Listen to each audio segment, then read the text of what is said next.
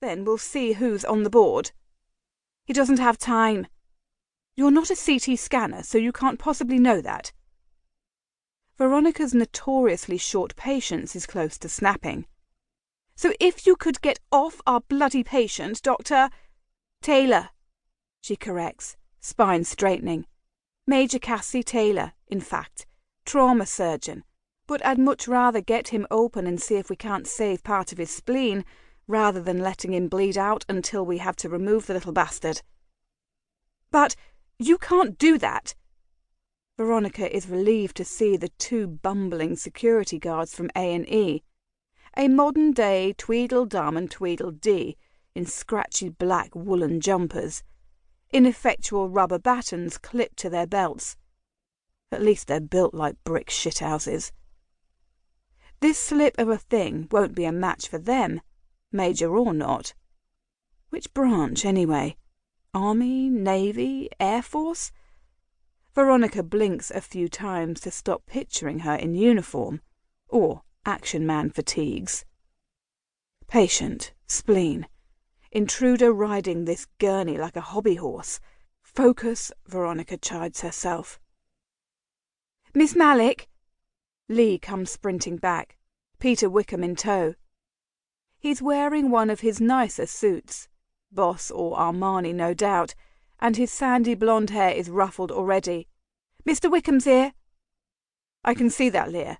Peter, if this Major, won't get off my patient, I'd like you to lift her, bodily.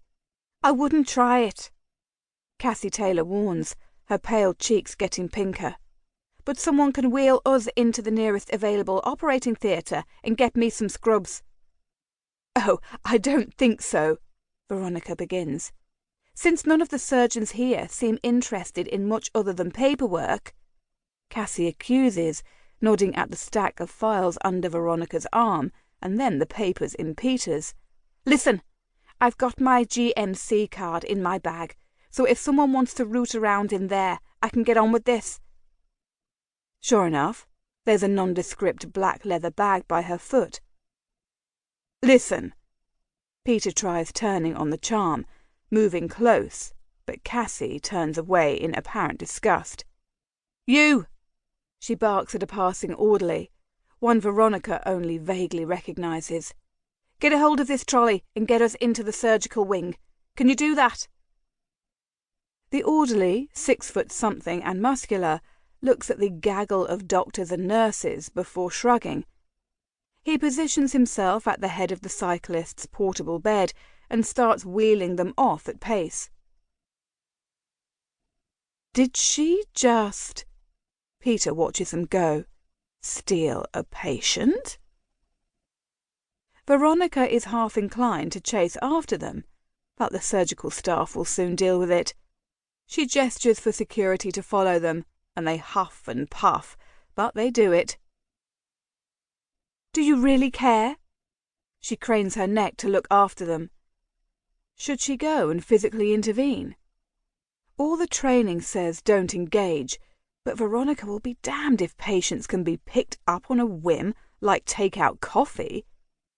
Still, no point in stressing out Peter before his hour in the spotlight. How's the panel prep? Ready to be grilled? Well, that's the thing. She's just come out of the panel. He points after the patient pinching Major. She must have been first up. That lunatic is up for head of trauma. Veronica looks at him like he might have lost his mind too.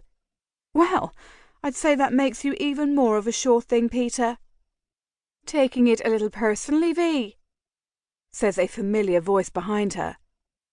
Veronica turns to see her brash and brilliant best friend, Edie, whose attention has already switched to Peter. Best of luck, darling. With a kiss to his cheek, Edie dispatches him back to wherever the panel is being held.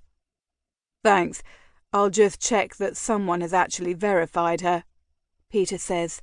Do me good to stretch my legs before I face the firing squad.